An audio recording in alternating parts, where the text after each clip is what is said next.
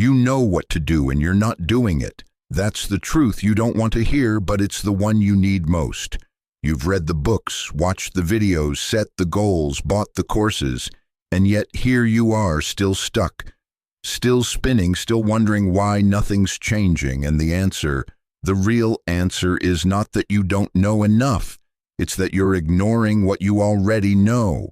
You're pretending you don't see the patterns, pretending the feedback doesn't apply to you, pretending that somehow this time will be different, even though you haven't changed anything fundamental. And that pretending, that strategic ignorance, that refusal to look at what's actually stopping you, that's the gap between where you are and where you want to be. The Stoics understood this better than anyone. Epictetus said, people are not disturbed by things, but by the views they take of them. And the view you're taking, the story you're telling yourself about why you're not getting results. It's probably wrong. It's probably protecting you from the truth you need to face. Because the truth is uncomfortable. The truth requires change. The truth means admitting that you've been the obstacle all along. And if you're ready to stop lying to yourself, if you're ready to face what you've been ignoring, if you're ready to close the gap between effort and results, then stay here, because what I'm about to show you will strip away the excuses, the comfortable narratives, the things you tell yourself to avoid the real work, and it's going to hurt. But that pain, that discomfort, that's how, you're finally looking at what matters. Let me start with something you already know, but pretend you're not getting results. Because you're working hard on the wrong things. You're busy, you're productive, you're checking boxes, you're putting in hours, but none of it actually moves the needle. None of it creates the outcome you claim to want. Because you've confused activity with progress, motion with direction, effort with effectiveness, and that confusion, that substitution, is keeping you exactly where you are while making you feel like you're trying. Here's what this looks like. You want to build a business, so you spend hours perfecting your logo, designing your website, organizing your files, reading about entrepreneurship, and you call that work. You tell yourself you're making progress, but you haven't talked to a single customer. You haven't sold anything. You haven't put yourself out there in a way that risks rejection, because all that other stuff, the designing, the organizing, the planning, it feels like progress, but it's safe, it's comfortable. It's the illusion of movement without the risk of failure. Or you want to get in shape, so you research workout programs, you buy supplements, you plan your meals, you track your macros, you optimize your sleep schedule, and all of that matters eventually. But what you're not doing is the thing that actually creates the result. You're not consistently showing up to train. You're not doing the reps. You're not pushing through discomfort. You're preparing to prepare. You're planning to plan. And meanwhile, your body stays exactly the same, because your body doesn't respond to research. It responds to stress, to adaptation, to the actual work you keep avoiding. Marcus Aurelius wrote, "Waste no more time arguing what a good man should be. Be one and the same applies here. Waste no more time preparing to do the thing, just do the thing. Because all that preparation, all that optimization, all that perfect planning, it's just resistance disguised as diligence. It's your fear of failure dressed up as thoroughness, and it's keeping you stuck because you're pouring energy into activities that make you feel productive without requiring you to face the thing you're actually afraid of, which is putting yourself out there, risking rejection, discovering you might fail. Here's the hard truth. The things that actually create results are usually uncomfortable, usually simple, and usually obvious. They're the things you already know you should be doing, but you're not doing them because they're hard, because they're vulnerable, because they force you to confront whether you're actually good enough. So instead, you stay busy with adjacent tasks, with preparation, with optimization, and you tell yourself you're working when really you're just avoiding. I know someone who wanted to be a writer, spent 3 years talking about writing, reading books about writing, taking courses on writing, setting up the perfect writing environment, and in 3 years, wrote maybe 10,000 words because they were waiting to be ready, waiting for inspiration, waiting for the perfect system, and none of it came because the only way to become a writer is to write. Everything else is just delay, and the delay, the waiting, the preparation. It felt safe, but it produced nothing, zero results, despite years of effort because the effort was pointed in the wrong direction. Seneca said, "It is not that we have a short time to live, but that we waste a lot of it, and you're wasting it not by doing nothing, but by doing things that don't matter, by working hard on tasks that create the feeling of progress without the reality of it. And the first step to getting results, the very first thing you need to do is stop. Stop the busy work, stop the preparation, stop the optimization, and ask yourself, what is the one thing that if I did it consistently would actually create the result I want? And then do that. Not tomorrow, not when you're ready. Not when conditions are perfect now, today, imperfectly. Because imperfect action creates more results than perfect planning ever will. And if you're honest, if you're really honest with yourself, you already know what that one thing is. You're just ignoring it because it's hard. The second thing you're ignoring is the cost of your daily choices. You think your habits don't matter. You think small decisions are insignificant. You think that what you do today when nobody's watching, when it's just one time, when it doesn't seem like a big deal, that it doesn't count, but it does. Every single choice is a vote for the person you're becoming. And right now, you're voting against yourself. You're voting for comfort, for instant gratification, for the path of least resistance. And then you're wondering why you're not becoming the person you said you wanted to be, because you can't vote for comfort all day and become disciplined. You can't vote for distraction all day and become focused. You can't vote for easy all day and become strong. The math doesn't work. Here's what this looks like. You say you want to be disciplined, and then you hit snooze. You skip the workout. You eat the food. You said you wouldn't. You scroll instead of work. You break the promise you made to yourself yesterday. And you think it's just one time, just today. Just this once, but it's never just once. It's the pattern, it's the vote, it's the reinforcement of the identity you're trying to escape. And every time you make that choice, every time you pick comfort over commitment, you're training yourself that your word doesn't matter, that your goals are negotiable, that future you will always lose to present comfort. And that training, that pattern, it's why you don't get results, because results require consistency, and consistency requires treating every choice like it matters, because it does. Epictetus taught that wealth consists not in having great possessions, but in having few wants, and the same principle applies to discipline. Discipline isn't about occasionally doing hard things. It's about consistently choosing the hard thing over the easy thing, even when it doesn't seem to matter, even when one choice feels insignificant, because that one choice is never isolated. It's part of a pattern, and patterns become identity, and identity determines outcomes. Think about your last week honestly. How many times did you choose comfort?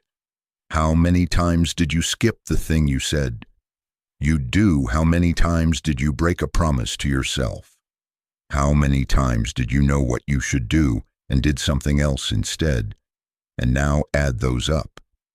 Those aren't just isolated incidents. Those are votes. Those are patterns. Those are the reason you're not where you want to be. Because you can't build a strong future with weak daily choices.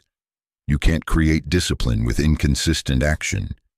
You can't become reliable when you keep breaking your own word. I watched someone spend a year trying to lose weight, and every day they'd start strong. They'd eat well for breakfast, maybe lunch, and then evening would come, and they'd be tired, stressed, and they'd tell themselves, just tonight, tomorrow I'll be better. And they'd eat the thing they said they wouldn't, and tomorrow would come, and the same pattern would repeat. and a year later, nothing changed.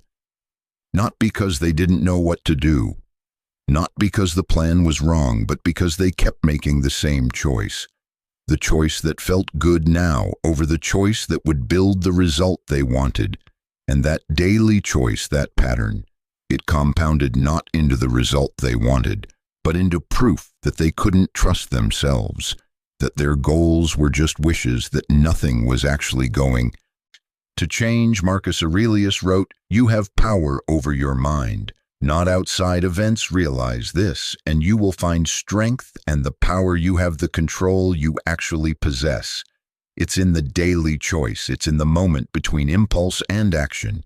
It's in the decision to honor your word or break it. And right now, you're using that power against yourself. You're choosing against your goals and calling it self-care. You're choosing against your word and calling it flexibility. You're choosing comfort over growth and wondering why you're not growing. Here's the practice that changes this every single choice. Treat it like it matters, because it does not in isolation, but in pattern. The next time you're about to skip, about to break, about to choose the easy thing, ask yourself, who am I voting for right now? Am I voting for the person I want to become or the person I'm trying to leave behind? And then choose accordingly, not because that one choice will make or break you, but because that one choice is practice for the next choice, and the next, and the next.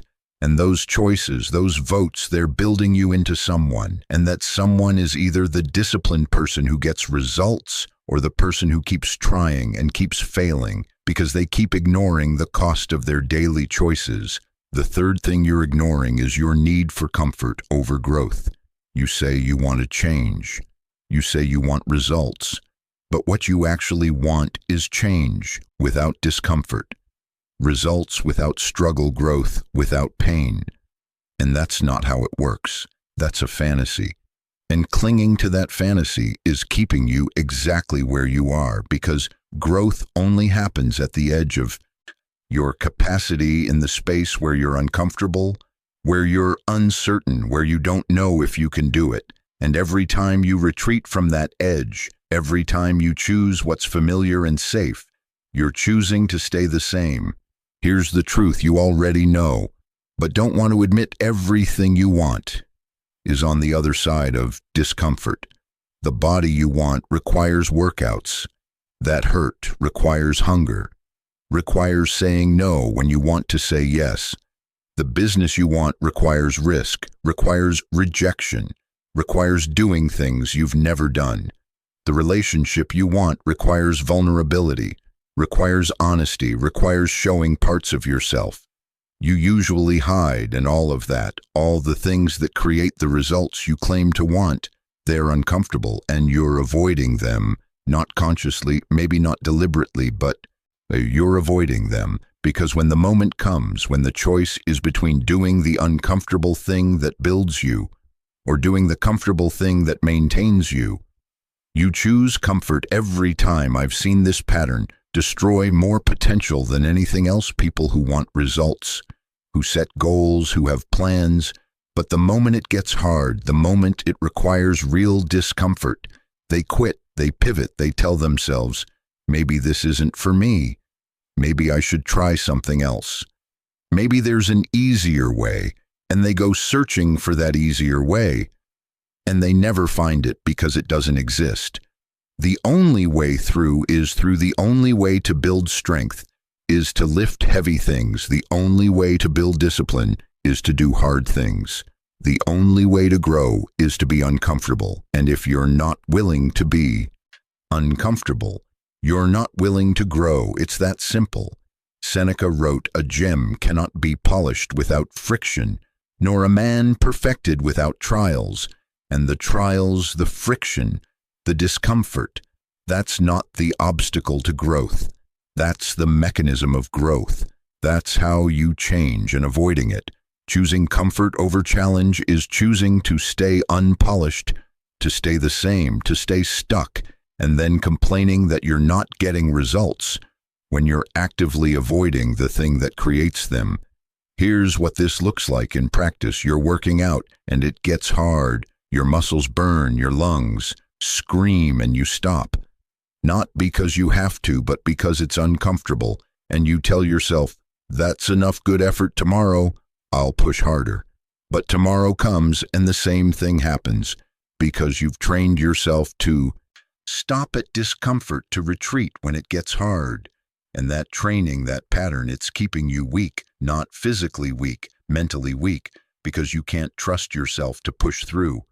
You know, you'll quit the moment it hurts, or you're building something and you hit resistance. People don't respond the way you hoped. The work is harder than you thought. Progress is slower than you expected. And instead of pushing through, instead of accepting that this is part of the process, you start doubting. You start looking for alternatives. You start thinking, maybe this isn't the right path, and you quit. Not because it won't work, but because it's uncomfortable, and you'd rather be comfortable than successful. Marcus Aurelius faced this constantly as emperor.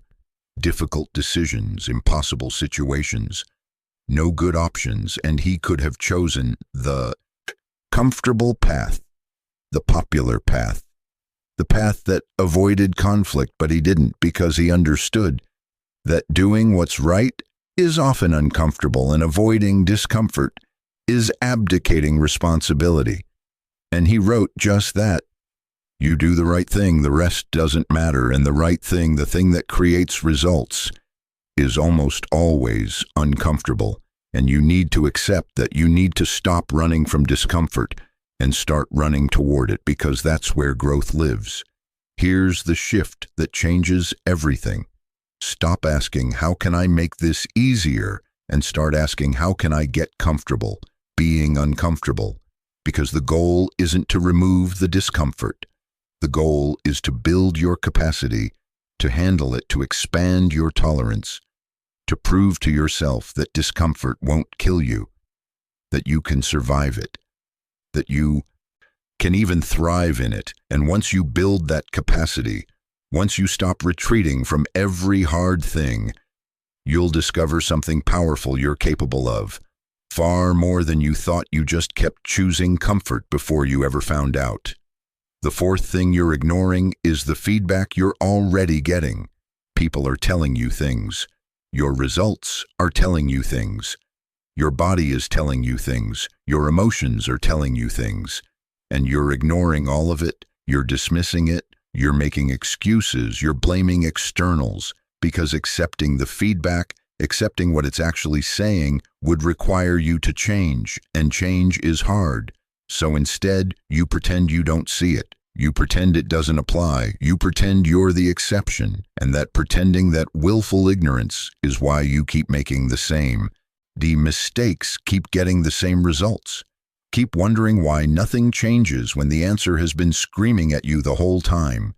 Here's what this looks like. Someone tells you, you're not listening, and instead of considering it, instead of asking if it's true, you get defensive. You explain why they're wrong. You justify your behavior. You make them the problem, and you miss the feedback. You miss the opportunity to see yourself clearly, to adjust, to grow, because accepting the feedback would mean admitting you're not perfect, that you have a blind spot, that you're part of the problem. And that admission, that vulnerability, it's uncomfortable, so you reject it, and the pattern continues. Or your body gives you feedback. You're tired all the time, your energy is low, your focus is shot. And instead of listening, instead of examining your sleep, your diet, your stress, you ignore it. You push through, you rely on caffeine, and you tell yourself you're just busy. You're just getting older, you're just stressed.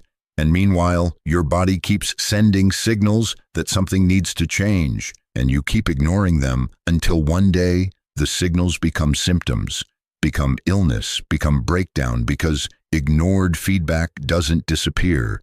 It escalates, Epictetus said. If someone is slipping up in their conduct, gently point out the error and show them what they're neglecting. But if you can't even do this, then blame yourself, or not even yourself. And that last part is key. Sometimes the feedback is subtle. Sometimes it's in the results. You're not getting the patterns. You keep repeating the outcomes that never change. And if you're honest, if you're really honest, you already know what the feedback is saying. You're just choosing not to listen, because listening requires action, requires change, requires admitting you've been wrong. I know someone who kept getting fired from jobs, and every time it happened, they had a story. The boss was incompetent, the company was toxic, the co-workers were jealous, and maybe some of that was true, but after the fourth time, after the fourth job in 3 years, the feedback was clear. The common denominator was them, but they couldn't hear it, couldn't accept it, because accepting it would mean looking at their own behavior, their own patterns, their own contribution to the problem, and that was too painful. So they kept the story, kept blaming externals, kept wondering why they couldn't keep a job. When the answer was right there in the pattern, they just refused to see it. Marcus Aurelius wrote, "Everything we hear is an opinion, not a fact.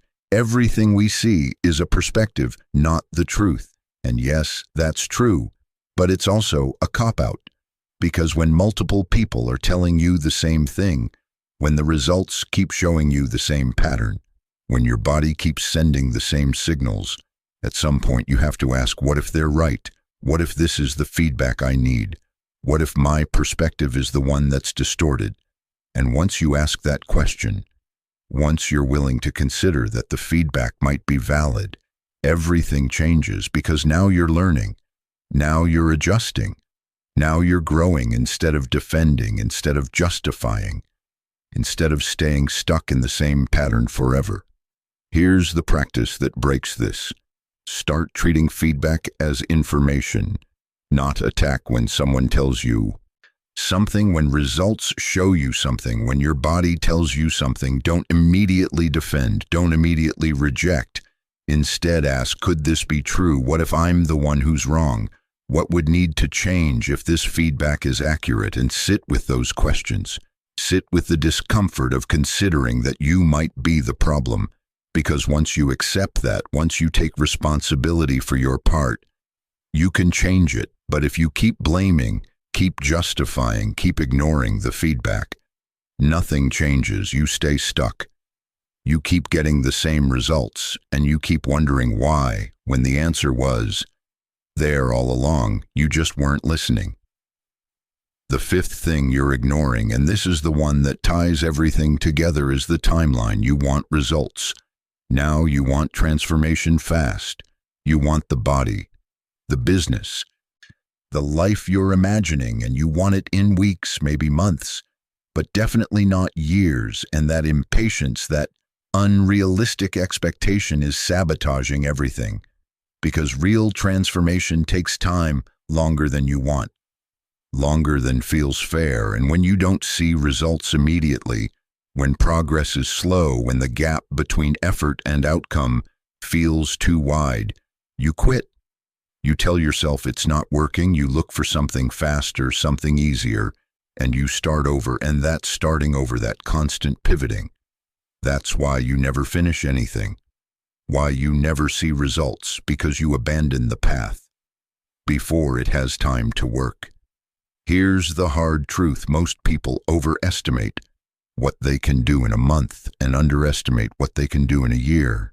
They want the 1-month transformation, the quick fix, the hack that changes everything overnight. And when it doesn't happen, when real change reveals itself to be slow and boring and repetitive, they lose faith. They stop believing, they give up, and they go looking for the next thing that promises faster results. And the cycle continues. They're always starting, never finishing, always hopeful, never patient. And they spend years chasing quick fixes when they could have spent that same time building something real, something lasting, something that actually works. But it would have required patience. Seneca wrote, "You act like mortals in all that you fear, and like immortals in all that you desire." And that's exactly what you're doing. You're fearing the short-term discomfort, the immediate struggle, the daily grind, but you're desiring outcomes that take years to build and expecting them to arrive in months. And that mismatch, that misalignment between timeline and expectation, it's killing your results, because when they don't come fast, You interpret it as failure. You think the plan doesn't work. You think you're doing something wrong, when really, you're just not being patient enough to see it through. I've watched people quit training programs after 6 weeks because they didn't have the body they wanted, quit businesses after 3 months because they weren't profitable yet, quit relationships after the first hard conversation because it wasn't supposed to be this difficult. And in every case, the problem wasn't the program, wasn't the business, wasn't the relationship. The problem was huge choices over months and years. And if you're not willing to commit to that timeline, if you're not willing to trust the process when you can't see the results yet, then you'll keep quitting. You'll keep starting over and you'll stay stuck forever. Marcus Aurelius wrote, "Confine yourself to the present." And what he meant was, stop obsessing over outcomes. Stop measuring yourself against the finish line you're not at yet, and focus on what you can do today, this moment, this choice. Because the timeline, the transformation, the results, they take care of themselves if you take care of the daily work.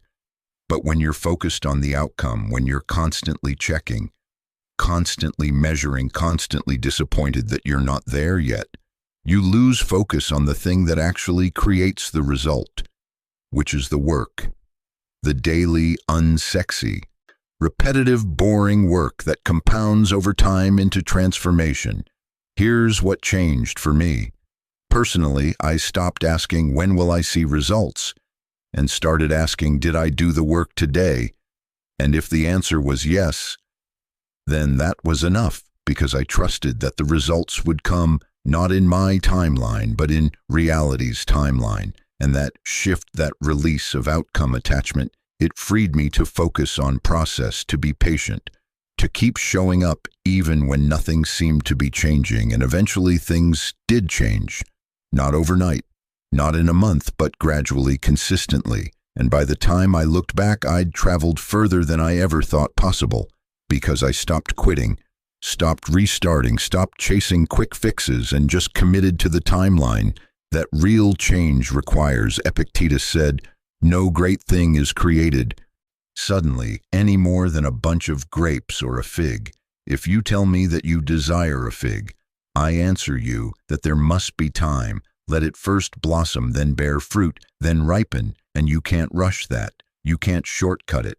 You can only tend it, water it, protect it, and trust that if you do, your part-time will do its part, and the fruit will come. But if you keep pulling it up to check the roots, if you keep switching to a different tree because this one isn't growing fast enough, you'll never taste the fruit. You'll spend your whole life in the planting phase, never making it to harvest, because you won't commit to the timeline. So here's what you need to accept. Here's what you need to internalize. Transformation takes longer than you want.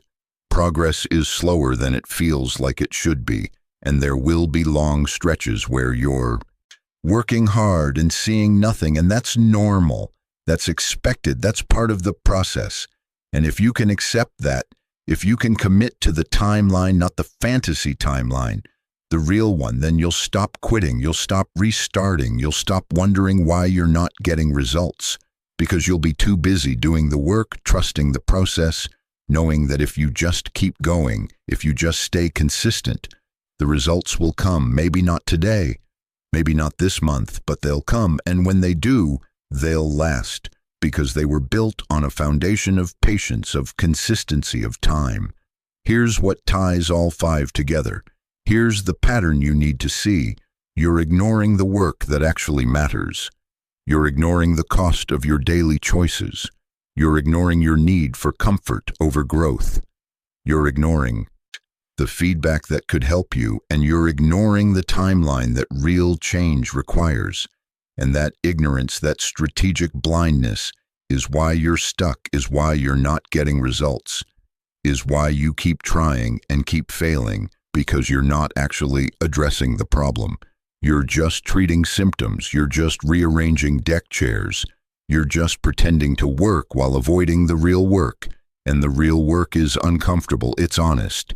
It requires looking at yourself clearly, without the stories, without the excuses, and accepting responsibility for where you are, not blame, not shame, but responsibility, because responsibility is power.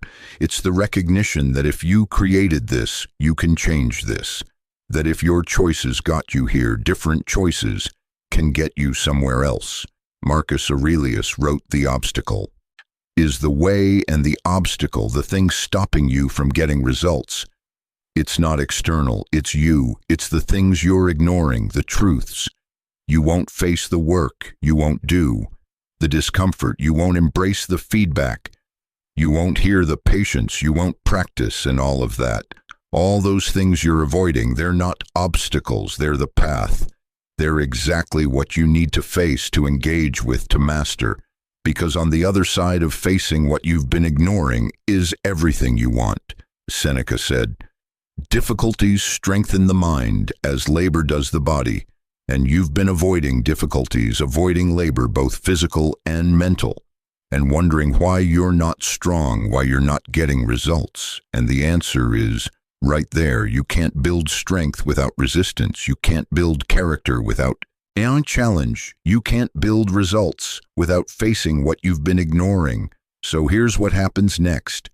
Here's the choice in front of you. You can keep ignoring, you can keep pretending, you can keep doing what you've been doing, and you'll keep getting what you've been getting, or you can stop. You can look honestly at the 5 things I just laid out. You can ask yourself which ones apply to me, and you can start facing them one by one, not perfectly. Not all at once, but honestly, with the willingness to see yourself clearly and change what needs changing, because that's the only path forward. That's the only way to close the gap between effort and results, between where you are and where you want to be. And it starts with ending the ignorance, with facing what you've been avoiding, with accepting that the problem isn't out there, it's in here, in the choices you're making, in the truths you're denying, in the work you're avoiding. Epictetus said, "If you want to improve, be content to be thought foolish and stupid." And what he meant was, stop protecting your ego, stop defending your current way of doing things, and be willing to admit you've been wrong, that you've been ignoring what you needed to see, that you've been the obstacle. And once you admit that, once you accept it, you're free. Free to change, free to grow, free to finally start getting the results you've been chasing. The work you've been avoiding is waiting, the discomfort you've been running from is waiting, the feedback you've been rejecting is waiting, the timeline you've been denying is waiting, and your results, your transformation, your becoming, it's all waiting on the other side of your willingness to stop ignoring and start facing. So face it, face yourself, face the truth, face what you've been avoiding, and then do the work. Not the work that feels like work, but the work that creates results, and trust that if you do that, if you stay honest, stay committed, stay patient, the results will come, not because you're special, not because you're lucky, but because you finally stopped ignoring what everyone who gets results already knows. That transformation requires honesty, requires discomfort, requires consistency, requires feedback, requires time, and there are no shortcuts, there are no hacks. There's just the work and the willingness to do it. And you've been willing to try, you've been willing to start now, be willing to face what's actually stopping you, and everything changes. Stay focused, stay grounded, and remember, the things you ignore don't disappear, they just keep you stuck. So stop ignoring, start facing, and watch how quickly stuck becomes moving, and moving becomes results, and results become the life you've been claiming you want but weren't willing to build until now.